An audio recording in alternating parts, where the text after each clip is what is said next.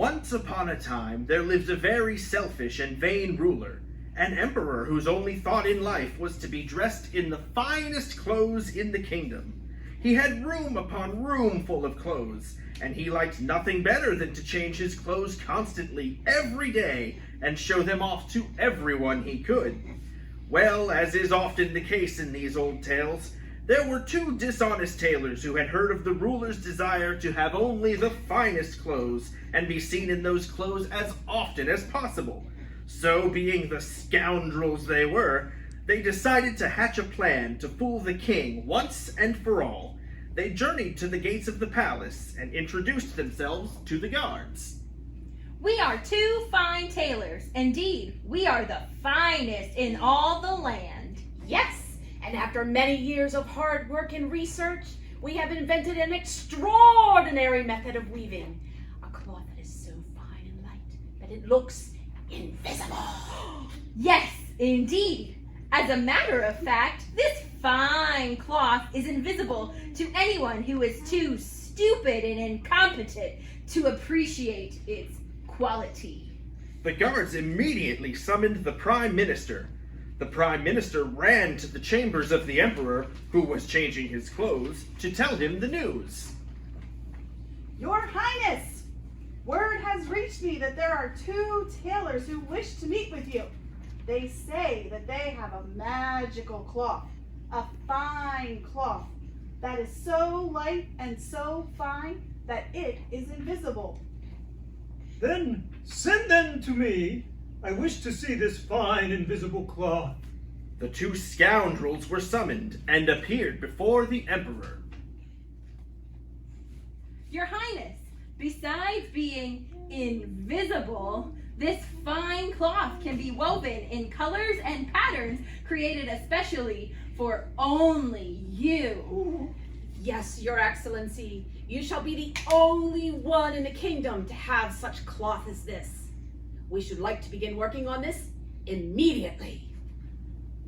The Emperor gave the two tailors a large bag of gold coins in exchange for their promise to begin working on the fine fabric immediately.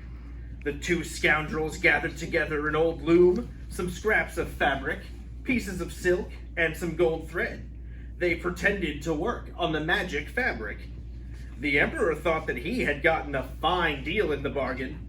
Not only would he be getting an extraordinary suit, he would be able to determine which of the people in his kingdom was ignorant or incompetent. So, after a few days, the Emperor called his Prime Minister.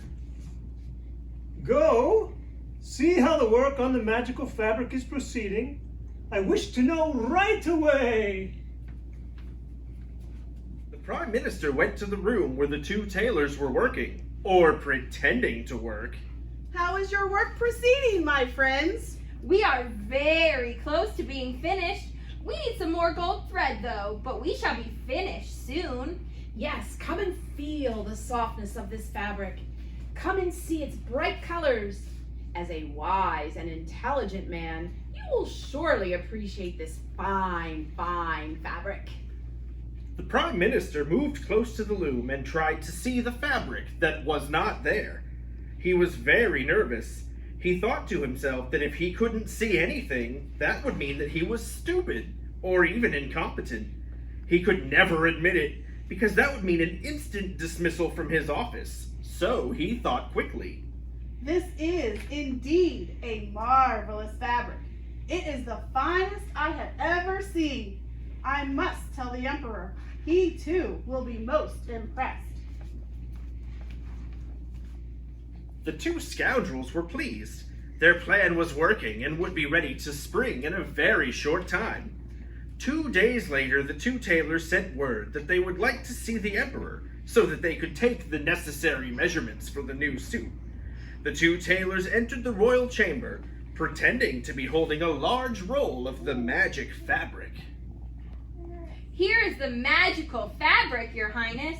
We have worked long and hard and are honored to present this incredible fabric to you at this time.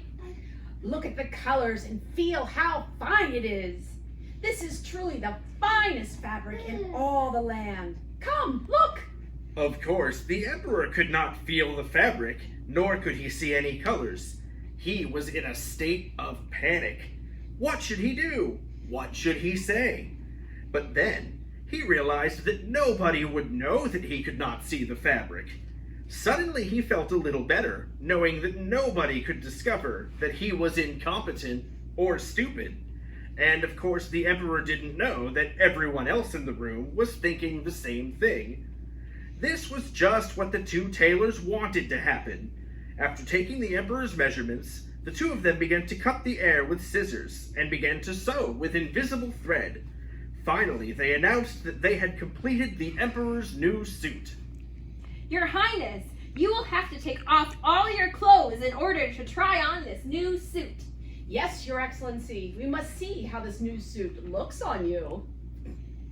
The emperor removed all of his clothes. The two tailors pretended to drape him with the new suit. After a few minutes, they held up a mirror so that the emperor could admire himself. Nobody said anything for fear of being thought stupid or incompetent. Yes, yes, this is a very fine suit. It looks excellent.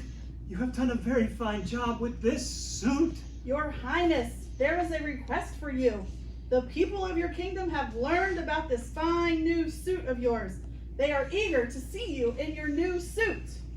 The emperor was worried about appearing in front of all those people naked. But then he thought to himself that he really wasn't naked. He was wearing a fine and excellent new suit.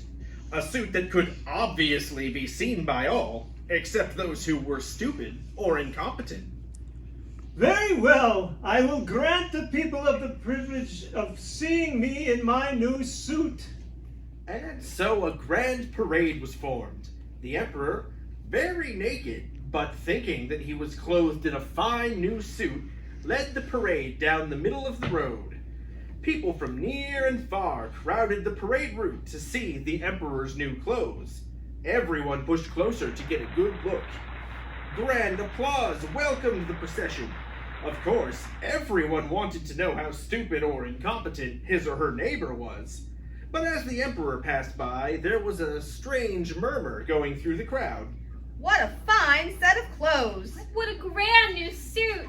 Look at the Emperor's new clothes! They are beautiful! They are the finest in all the land! All the people pretended that they did indeed see a beautiful new set of clothes on the emperor. Of course, to do otherwise would be to admit that one was stupid or incompetent, and nobody was willing to admit to his or her stupidity. As the procession moved down the road, it moved past a young child who had not been told about the emperor's new clothes.